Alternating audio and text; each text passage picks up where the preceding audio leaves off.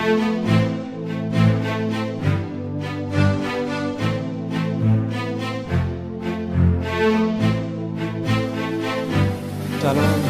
bien-aimés amis de Jésus. Ce matin, nous sommes dans la présence merveilleuse du Saint-Esprit et nous sommes rassemblés au nom du Père et du Fils et du Saint-Esprit. Amen. Alors, amis de Jésus, ce matin, nous allons dire merci au Seigneur parce que chaque jour est un cadeau. Chaque jour est une grâce et chaque jour, le Seigneur a quelque chose de particulier à nous accorder. Alors, j'aimerais que de là où tu es et que tu commences déjà à dire merci au Seigneur. Commence à dire merci au Seigneur. Parce que le Seigneur a quelque chose de bon pour nous ce matin. Et s'il a permis que toi et moi nous soyons là et que nous soyons en prière, c'est une grâce. Alors continue à dire merci au Seigneur. Merci Papa. Merci Papa. Parce que tu es celui qui me garde. Tu es celui qui me maintient en vie.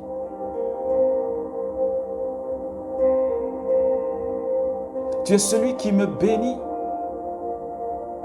Et ce matin, Seigneur, mon cœur est dans la joie. Je bénis ton nom, Papa, pour le Saint-Esprit que tu me donnes. Et que tu donnes à mon frère et à ma soeur ce matin.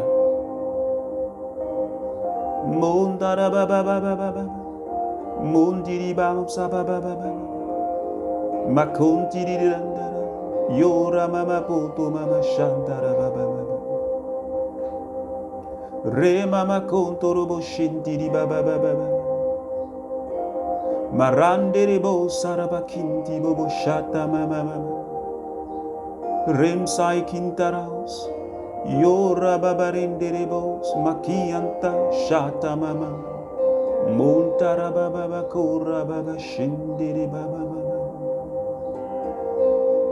Merci Saint-Esprit de prendre le contrôle de ce moment, Seigneur. Donne-nous de rester dans ta présence. Donne-nous d'expérimenter ta présence, Saint-Esprit. Dispose mon cœur à te recevoir. Dispose mon cœur à recevoir la semence de ce matin, Saint-Esprit, pour que ma vie puisse porter du fruit. Merci, Saint-Esprit. Merci, Saint-Esprit. Alors, amis de Jésus, ce matin, je voudrais que tu restes dans cette présence du Saint-Esprit. Avec moi, nous allons partager cette merveilleuse parole du Seigneur. Alors, nous sommes toujours dans notre cheminement avec Joseph. Et ce matin, nous verrons la quatrième partie de notre méditation, la quatrième et dernière partie de notre méditation sur la vie de Joseph. Alors, hier, nous avions vu que Joseph, à cause de l'Esprit de Dieu qui reposait sur sa vie, il a été promu au poste de gouverneur de toute l'Égypte. Il était aux affaires. Il était aux affaires. Il gérait toutes les ressources de l'Égypte. Et pendant ce temps, comme il avait annoncé, selon le rêve qu'avait fait Pharaon, la sécheresse a commencé. Parce qu'il devait avoir 7 années d'abondance et 7 années de sécheresse. Et à un moment donné, la sécheresse a commencé à sévir dans toute la région. Tous les pays autour de l'Égypte avaient commencé à subir les conséquences de la sécheresse. Or, en Égypte, Joseph, le gestionnaire, il avait amassé assez de provisions pour pouvoir tenir toute l'Égypte pendant 7 années de sécheresse.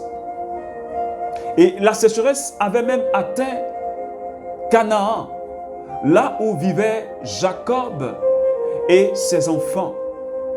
Et je vais lire ce texte, Genèse 41, à partir des versets 53. Alors, pris de cette année d'abondance qu'il eut au pays d'Égypte, et commençaient à venir les 7 années de famine, comme l'avait dit Joseph. Il y avait famine dans tous les pays, mais il y avait du pain dans tout le pays d'Égypte. Puis tout le pays d'Égypte souffrit de la faim et le peuple demande à grands cris du pain à Pharaon. Mais Pharaon dit à tous les Égyptiens, allez à Joseph et faites ce qu'il vous dira. La famine sévissait par toute la terre. Alors Joseph ouvrit tous les magasins à blé et vendit du grain aux Égyptiens. La famine s'aggrava encore au pays d'Égypte. De toute la terre, on vint en Égypte pour acheter du pain à Joseph, car la famine s'aggravait par toute la terre. Alors il y avait la famine qui sévissait vraiment toute la terre, et Jacob a dit, il a dit à ses enfants, j'ai appris que en Égypte il y a du grain à vendre. Dans le chapitre 42, il dit, j'ai appris qu'il y a du grain à vendre. Alors allez-y en Égypte, vous en procurez. Alors les 11 enfants de Jacob qui étaient là, il y a 10 qui sont partis en Égypte. Le plus petit Benjamin est resté avec son père.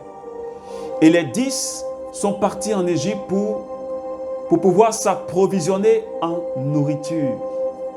Arrivés en Égypte, ils ont rencontré Joseph, qu'ils n'ont pas reconnu du tout. Ils n'ont pas reconnu Joseph, mais Joseph, lui, il les reconnaissait.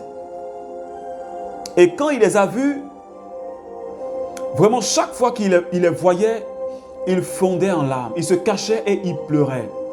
Mais eux, ils ne le reconnaissaient pas du tout. Alors, Joseph les a un peu éprouvés. Non pas pour se venger, non, il ne se vengeait pas, il les a juste éprouvés.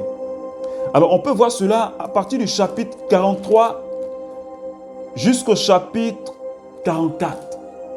C'est long, on ne lira pas. Alors, il les a un peu éprouvés. Et à la fin, lui-même, il s'est révélé, il s'est montré à ses frères. Il n'a pas gardé de rancune. Il ne s'est pas vengé du tout. Mais dans le chapitre 43, il a dit, alors Joseph ne put se contenir devant tous les gens de sa suite et il s'écria, faites sortir tout le monde. Ses frères étaient revenus pour la deuxième fois en Égypte pour pouvoir prendre de la nourriture. Et la première fois quand ils sont arrivés, il a gardé un parmi eux en prison et il leur a dit de lui ramener le plus petit, c'est-à-dire Benjamin. Puisque eux-mêmes, ils ont dit à Joseph qu'ils étaient des enfants, ils étaient 12 au total. Il y a Benjamin qui est resté avec leur père et Joseph qui est mort. Alors il a demandé s'ils sont vraiment dans la vérité d'aller chercher Benjamin. Mais pendant ce temps, il garde un de ses frères en prison. Et ils sont revenus avec ils sont revenus avec Benjamin, la deuxième fois en Égypte. Et quand Joseph a vu Benjamin, tout de suite, il a fondu en larmes. Il était bouleversé, il ne pouvait pas se contenir. Et dans la pièce où il était avec d'autres Égyptiens, il a demandé qu'on fasse sortir les autres et qu'il reste avec ses frères qui étaient là. Alors Joseph resta auprès de lui pendant que Joseph était là dans la pièce. Et il s'est fait connaître à ses frères. Et il pleura. Il pleura. Tous les Égyptiens entendirent et la nouvelle parvint au palais du Pharaon. Joseph dit à ses frères, j'aimerais que tu écoutes vraiment ce que Joseph a dit à ses frères. Il dit, je suis Joseph. Mon père vit-il encore? Il demande après son père, bouleversé de le voir, parce que ses frères étaient bouleversés. Ils ne s'attendaient même pas à le voir. Ils étaient bouleversés. Il dit, approchez, approchez-vous de moi. Il étend la main et dit, approchez-vous de moi, venez à moi. Ses frères s'approchent, il leur dit, je suis Joseph, votre frère que vous avez vendu en Égypte. Mais maintenant, ne soyez pas chagrins et ne vous fâchez pas de m'avoir vendu ici, car c'est pour préserver votre vie que Dieu m'a envoyé en avant de vous. Alléluia. Joseph, quand la grâce est avec toi et quand tu connais le plan de Dieu qui est sur ta vie, Joseph ne s'est pas vengé de ses frères. Joseph il n'était pas fâché contre ses frères. Il dit à ses frères, c'est Dieu qui m'a envoyé en Égypte pour préserver votre vie à cause de la famine qui devait, à cause de la sécheresse qui devait sévir pendant 7 années. Donc Dieu a permis que je sois en Égypte pour que vous soyez en vie. Alléluia. Joseph,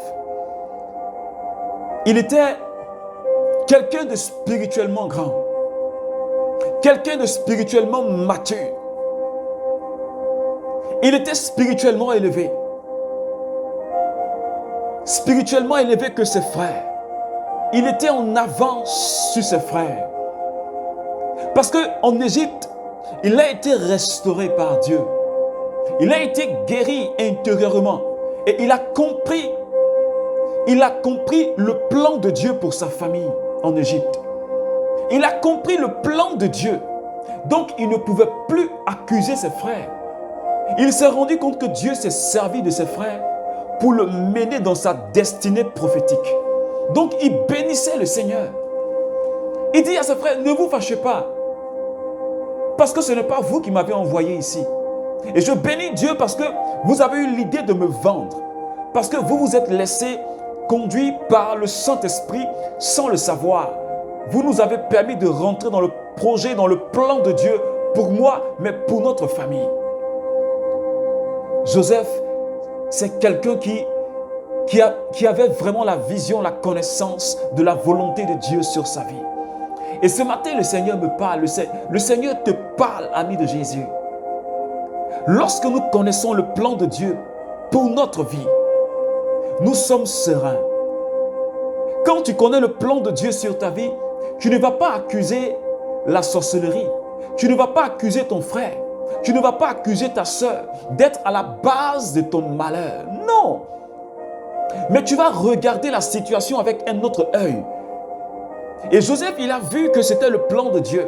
Avec un autre regard, il a perçu dans ce qui lui est arrivé le plan de Dieu. Il a perçu le plan de Dieu parce qu'il a vu comment le Seigneur, de l'esclave qu'il était, le Seigneur l'a fait gravir les échelons jusqu'à ce qu'il soit gouverneur de toute l'Égypte. Et quand des gens veulent de la nourriture, acheter de la nourriture, on doit d'abord demander à Joseph. Parce qu'il détenait, il gérait toutes les ressources de l'Égypte. Est-ce que quelqu'un me comprend ce matin? Quand tu connais le plan de Dieu sur ta vie. C'est pourquoi le Seigneur nous invite ce matin, de par la vie de Joseph, nous puissions chercher à comprendre et à connaître le plan de Dieu qui est sur notre vie, pour ne pas accuser nos frères et sœurs à tort. Pour ne pas accuser nos frères et sœurs en disant qu'ils sont à la base de tout ce que nous vivons comme malheur. Mais cherchons à comprendre, que ce soit dans notre vie professionnelle, que ce soit dans notre vie de foyer, que ce soit dans notre vie sociale, dans tout ce que nous devons faire et dans tout ce que nous vivons, cherchons à comprendre la volonté de Dieu. Et c'est ce que Joseph a fait. Il dit, Dieu m'a envoyé en avant de vous pour assurer la permanence de votre race dans le pays. Sauvez vos vies pour une grande délivrance. Joseph s'est inscrit dans le plan de Dieu pour ce que Dieu voulait faire. Dieu voulait que le peuple, ses frères, arrivent en Égypte pour s'installer. Pour la grande délivrance, pour qu'ils soient délivrés. Et Joseph s'est inscrit dans le plan de Dieu. Et il permet au plan de Dieu de se réaliser pour sa famille. Alléluia. Est-ce que ce matin, quelqu'un me comprend? Nous allons demander au Seigneur de nous aider à rentrer véritablement dans le plan de Dieu. Comme Joseph, il était spirituellement mûr. Il comprenait le langage de Dieu. Il a compris que c'était le plan de Dieu pour sa vie, pour sa famille. Et il est resté fidèle à ce plan, resté fidèle à Dieu. Et quand le Pharaon a appris la nouvelle que les frères de Joseph étaient en Égypte, sous son ordre, il a demandé à ce que toute sa famille s'installe en Égypte. Alors ses frères sont allés chercher son père et ils se sont installés en Égypte. Et là, une autre vie commence. Et Jacob, quand il est arrivé en Égypte, à la fin de sa vie, il a béni tous ses enfants. Les 12 enfants qu'il avait, il les a bénis. Alors, je ne vais pas lire la bénédiction de chaque enfant, mais on verra ça, tu peux le voir en Genèse chapitre 49. Je vais simplement lire la bénédiction que Jacob a fait sur la vie de Joseph. Et je voudrais que pendant que je lis cette bénédiction, nous puissions tous entrer en prière et que nous puissions prier avec cette bénédiction-là. Genèse 49 à partir du verset 22. Il a béni tous ses enfants. Mais je vais lire la bénédiction de Joseph. Et j'aimerais que tu rentres en prière avec moi. Et qu'à la place de Joseph, tu dises ton nom. Arnaud Yapi est un arbre magnifique qui pousse près d'une source. Ses branches dépassent le mur. Des hommes lui ont lancé des flèches. Ils l'ont provoqué. Ils lui ont fait la guerre. Mais il a tenu son arc solidement. Ses bras et ses mains sont restés souples. Reçois comme bénédiction la pluie qui descend du ciel, l'eau qui vient de la profondeur de la terre, ainsi que beaucoup d'enfants. Et tes troupeaux nombreux. Reçois tout cela par la force de Dieu Tout-Puissant, qui est mon Dieu, par le nom du berger, qui est le rocher d'Israël, par mon Dieu qui vient à ton secours, par le Tout-Puissant qui te bénit. Tes bénédictions dépassent les bienfaits des montagnes qui existent depuis toujours. Elles dépassent les richesses des collines d'autrefois. Que ces bénédictions descendent sur ta tête,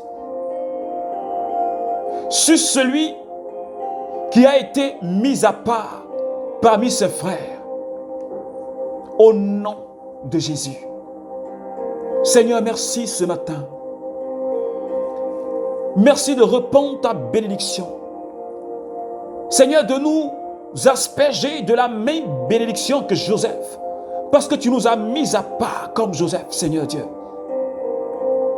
Merci de nous laisser conduire, de nous aider, de nous conduire par ton esprit ce matin, Seigneur.